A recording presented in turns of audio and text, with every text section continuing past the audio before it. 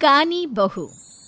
किशोरी लाल जी के बेटे राघव की शादी की बात जगह जगह चल रही थी, लेकिन किशोरी लाल जी को कोई लड़की पसंद ही नहीं आती थी। और उसकी एक ही वजह थी, किशोरी लाल जी का लालची होना। उनको लड़की वालों से मोटा दहेज चाहिए था और इसी चक्कर में एक दिन वो एक बहुत पैसे वाले के घर अपने बेटे का रिश्ता लेकर पहुंचे। उस आदमी का नाम था ओम प्रकाश। देखिए किशोरी लाल जी, मेरी एक ही बेटी है और मेरी सारी संपत्ति जायदाद सब कुछ मेरी बेटी नैना का ही है। पापा, नाम से लगता है बहुत खूबसूरत होगी। कितना अच्छा नाम है ना, नैना। ओ, वैसे बात तो सही है आपकी। अब इतना पैसा है, जमीन जायदाद है, इकलौती बेटी, आप भी क्या करेंगे? सब कुछ उसे ही देंगे ना। बिल्कुल ठीक पहचाना आपने। बस बेटी की शादी और सारी जायदाद उसके नाम। पापा, बिना देखे हाँ कर दीजिए ना। इतना अच्छा रिश्ता फिर कहाँ मिलेगा? माला माल हो जाएंगे हम। मैं अपनी बेटी को बुलाता हूँ। अरे नहीं नहीं नहीं नहीं, आपकी बेटी का नाम नैना है, सुनकर ही लगता है बहुत सुंदर होगी। रहने दीजिए अंकल, मैं तो आपकी बेटी के नाम से ही इतना खुश हो गया हूँ कि उसे बिना देखे शादी करने को तैयार हूँ। अब तो मैं उसका चेहरा सीधे शादी के बाद ही देखूंगा। और इस तरह राघव नैना का चेहरा नहीं देखता और उससे शादी कर लेता है।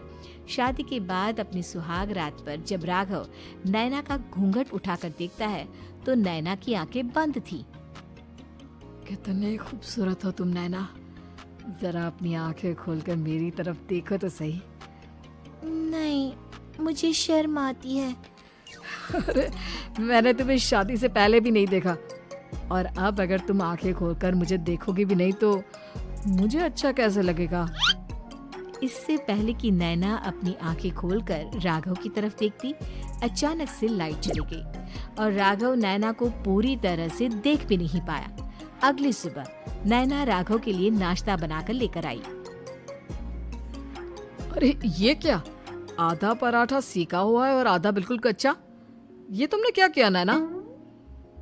बहू, तुमने क्या आधा पराठा तवे से नीचे लटका कर रखा था जो आधा सेका है और आधा कच्चा?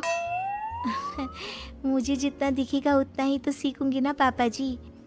जहाँ जहाँ मुझे नजर आ रहा था वहाँ मैंने सीख लिया, जहाँ जहाँ नहीं दिखा वहाँ कच्चा रह गया होगा। इसका क्या मतलब है? ये कैसा मजाक कर रही है तुम? अरे बहू, तुमने इतना लंबा घूंघट क्यों लगाया हुआ है? देखो, हमारे घर में बहुओं को बेटी की तरह रखा जाता है और फिर तुम तो इतना सारा माल लेकर आई हो। देखो, ये घूंघट डालकर रखने की कोई जरूरत नहीं है। हाँ नैना, पापा जी ठीक कह रहे हैं, तुम तो आराम से रहो, अपना ही घर समझो। नैना अचानक से अपना घूंघट उठा लेती है। अरे ये क्या पापा, नैना की तो एक आंख फूटी हुई है। नाम से नैना, लेकिन ये तो कानी बहू निकली। मेरे साथ धोखा हुआ है, धोखा। बिना दिखाए अपनी कानी लड़की मेरे संग ब्याह थी। मुझे कानी भी नहीं चाहिए। मुझे अभी ओम प्रकाश जी से बात करनी पड़ेगी। आखिर उन्होंने मेरे साथ ऐसा किया क्यों? अरे, आप लोगों ने ही तो पापा से कहा था कि आप लोग शादी से पहले मुझे देखना नहीं चाहते। अब मेरे पापा पर क्यों इल्जाम लगा रहे हैं? अरे लेकिन उन्हें बताना तो चाहिए था ना कि तुम कानी हो, एक आंख से तुम्हें दिखाई नहीं देता। किशोरी लाल और राघव नाराज होकर ओम प्रकाश को अपने घर बुलाते हैं।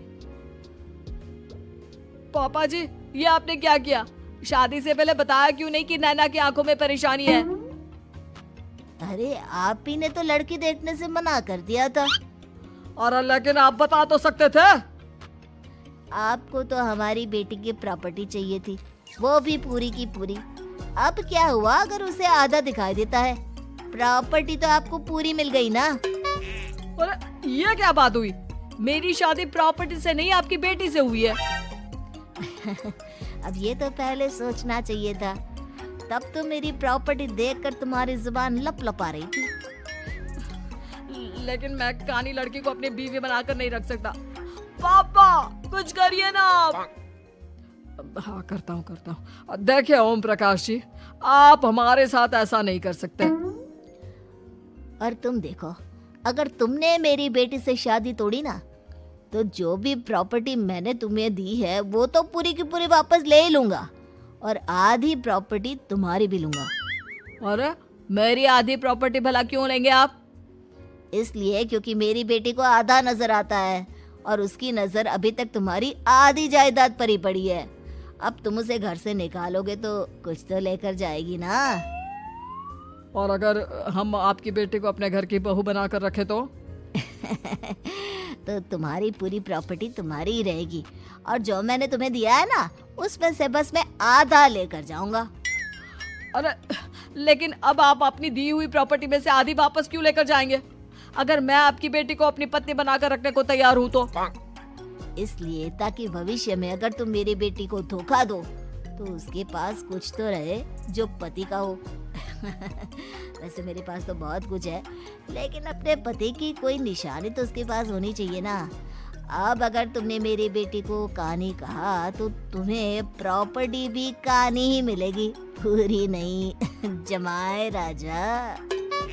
किशोरी लाल और राघव समझ चुके थे कि वो बुरी तरह फंस चुके हैं और अब उनके पास वहां से निकलने का कोई चारा नहीं है। अब समझ में आया ना, लालच बुरी बला होती है। एक तो तुम्हें प्रॉपर्टी मिली, ऊपर से बीवी मिली, उसमें तुम्हें नखरे भी दिखाने हैं। आए बड़े, चुपचाप बैठो दोनों। कुछ दिनों के बाद नैना राघव की कार लेकर बाजार घूमने निकलती है और जब कार लेकर वापस आती है, ये क्या? एक तरफ से मेरी गाड़ी पूरी खराब हो चुकी है। लगता है तुमने मेरी गाड़ी को किसी दूसरी गाड़ी के साथ एक्सीडेंट किया है। अरे अरे कितना बड़ा नुकसान कर दिया तुमने बहू। वो क्या है ना पापा जी, मुझे एक आंख से दिखाई नहीं दे रहा था, सामने से गाड़ी आ रही थी। मुझे तो सिर्फ आधा ही दिखाई दिया और वो गाड़ी मेरी कार से रगड़ते हुए निकल गई। अब मैं क्या करूं बताओ? आप इसे ठीक कराने के पैसे कौन देगा? तुम्हारे पापा? तुमने मुझसे इस तरह से बात की? अभी रुको। नैना राघव की शिकायत ओम प्रकाश को कर देती है। देखो राघव, अब जो मेरी आधी प्रॉपर्टी तुम्हारे पास थी ना, उसमें से आधी और मैं लेकर जाऊंगा, क्योंकि तुमने मेरी बेटी को डांटा। अरे नहीं नहीं पापा जी, गलती हो गई, माफ कर दो। गलती की तो कोई गुंजाइश ही नहीं। अगली बार मेरी बेटी को डांटा तो बची हुई आधी में से आधी और ले जाऊंगा। लालच के चक्कर में हम दोनों ने बहुत बड़ी गलती कर दी बेटा। एक तो तुम्हें कानी बहू मिली और ऊपर से जो माल मिला वो भी काना। इस तरह राघव की हर एक गलती पर ओम प्रकाश उसकी प्रॉपर्टी का आधा आधा हिस्सा लेकर अपना सारा माल वापस ले गया और राघव को कानी बीवी से काम चलाना पड़ा। भाई लालच वाकई में बुरी बला है।